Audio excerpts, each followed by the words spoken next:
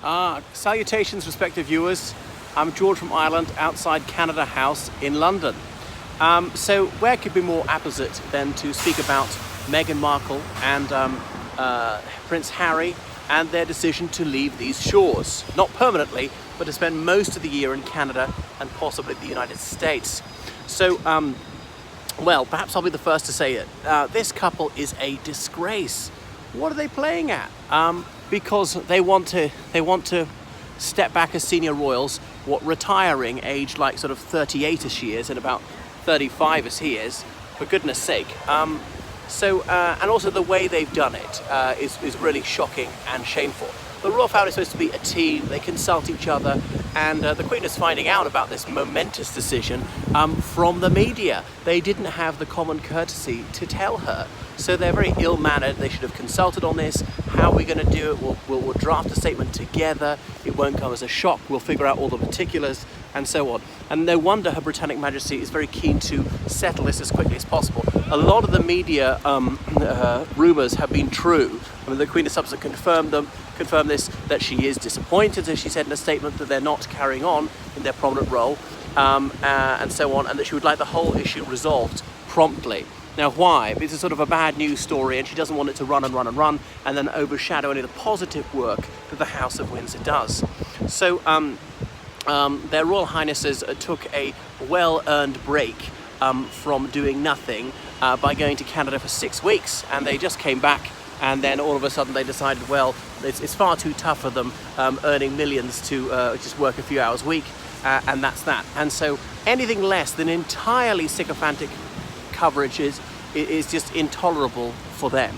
So they won't take it. I mean, Prince Harry, who is in the army, he'll face the Taliban, but no, he won't face the media. Them occasionally saying things he finds a teensy bit disobliging, and they didn't help themselves. They were their own worst enemies so much about grandstanding, being so moralistic about the environment, and then only about a week later completely contradicting what their own platitudes, so that they just didn't live up to these statements. They seemed to suddenly eschew these principles when it came to them. They weren't willing to make the teeniest sacrifice to do something which was a little bit inconvenient, like going on a passenger plane or taking the train to France. They took that private jet, and on and on and on. So they feel the press corps has been vicious against them. And now, Her Royal Highness, the Duchess of Sussex, she knew what she signed up for. And she said in an interview herself, her British friend said, Prince Harry's fantastic, but don't marry him because certain sections of the London press corps will monster you. And actually, I don't think they have monstered her. I know there have been some malevolent and deranged people on the internet saying that their infant is a doll or things like that. She was never pregnant, she wore a prosthesis. There have been some sort of racist ordeal against her, internet chatter, but not in the media. I mean, I haven't seen a single journalist in any newspaper article or any broadcast say anything racist about her. Am I wrong? Perhaps I'm mistaken. Draw my attention to it if there's something I've missed. So yeah, she's been scrutinized, but if you put yourself in the spotlight, that's going to happen. She's the most Googled person on earth. I do mean that, on earth, without exception. She always craved the limelight. Well, be careful what you wish for. You may get it. All right? She wanted maximum publicity. Well, her wish was granted. She got more attention than she could have dreamed of. But because the reportage was not entirely laudatory, well, they can't take that. So they're running away. It's a dereliction of duty. So they're going to go to Canada and live largely as private citizens. But talk about entitled. They're literally entitled because they've got royal titles and don't have any wish to give them up. If they can't take the media intrusion, well, then they can do without all the money. They could, of course, renounce their titles and live as private citizens. I don't think they'll give back the public money that they've already got. So, I mean, didums, my heart bleeds. They're not evil people, but I don't think they deserve so much sympathy. Really, they're not the biggest victims in the world. But what are we supposed to say? Meghan, no, please don't go. We're not worthy. We're not worthy, okay? Well, actually, people say that the United Kingdom doesn't deserve Meghan Markle.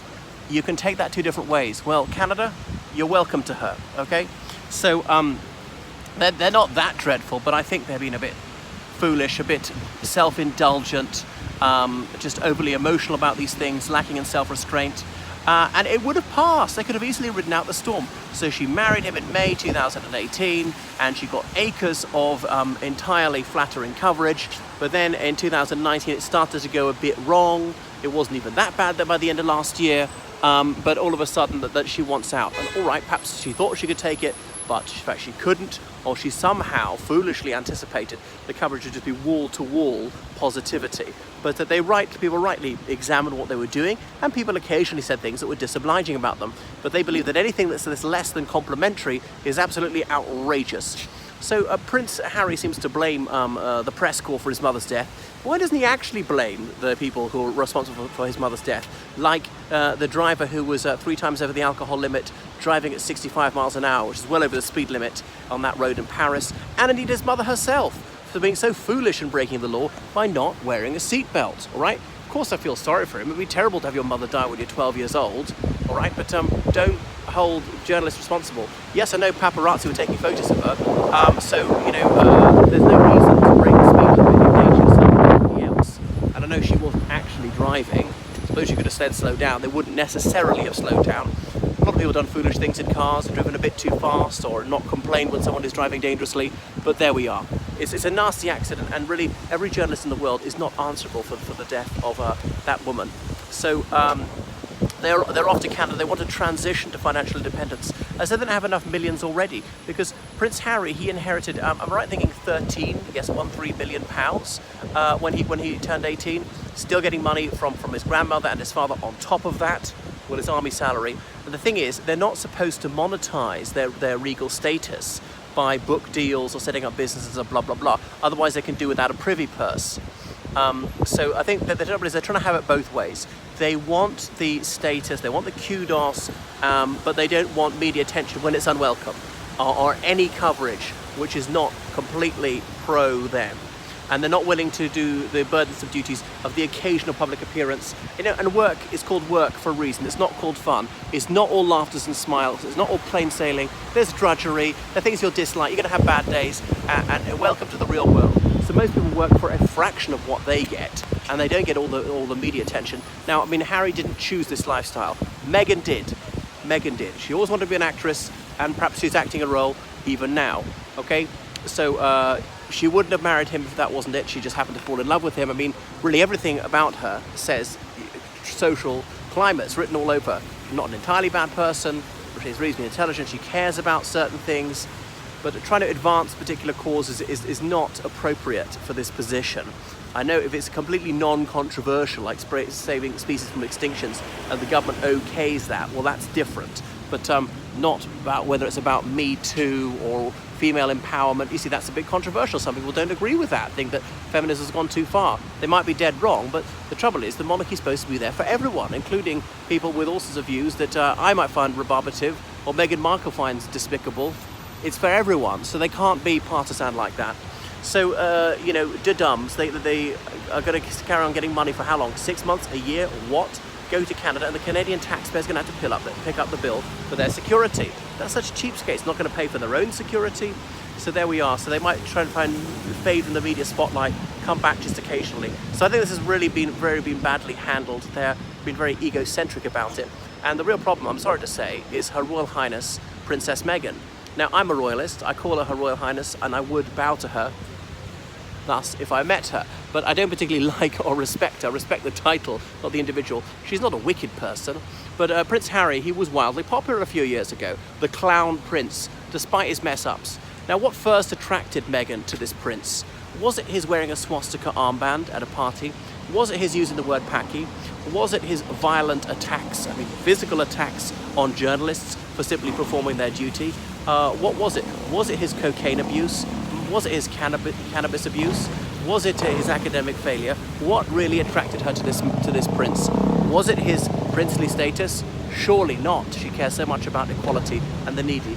If they really care about the impecunious, why don't they give away any of their own filthy lucre? They're such charity workers. So yeah, they'll pose for a minute with whoever it is, the dying child, virtue signal, yeah, take the adulation that goes with that, and as soon as the camera's away, dump them and just move on, okay? So they don't really sacrifice themselves. They go there to get all this laudation, but they don't actually suffer anything. They don't give till it hurts.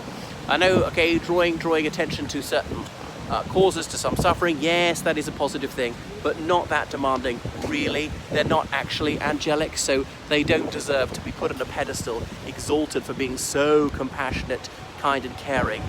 They're not.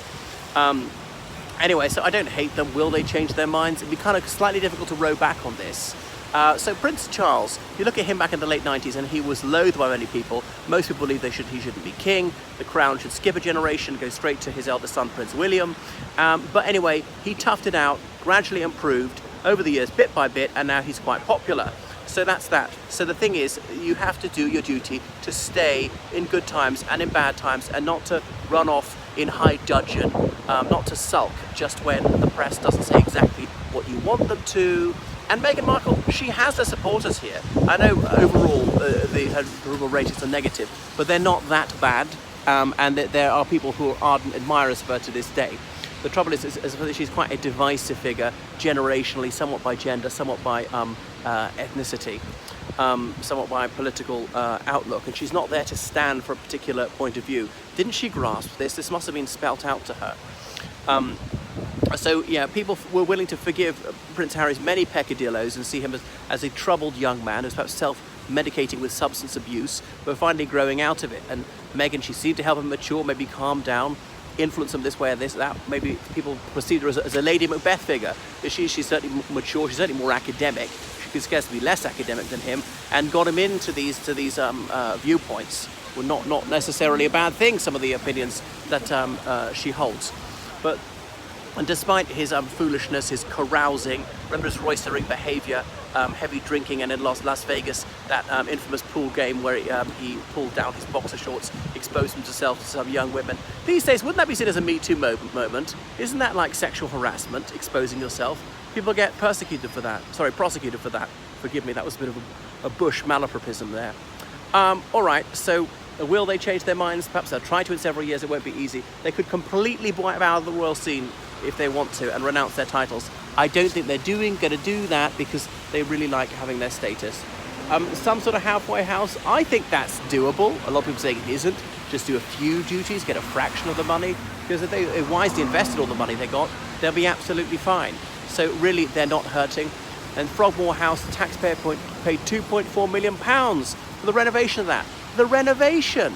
That's more money than most people see in a lifetime. Now, I know the Queen owns that, they don't own that. So, all right, it is there for the nation for the longer term, even the monarchy was abolished. So it shouldn't be allowed to collapse around their ears. But really, show a teensy bit of gratitude. I mean, they're completely unappreciative about what taxpayers have to do for them, willingly or not. And so it behoves them to not put themselves first all the time, to occasionally think of the public and actually put up with people saying things which are not completely gratifying. Okay, people are allowed to make disobliging remarks about you. Goes with the territory. That's me.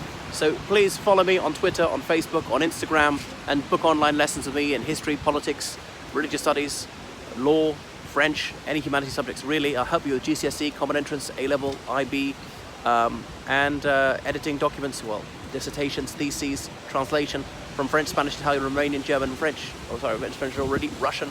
Okay, goodbye then.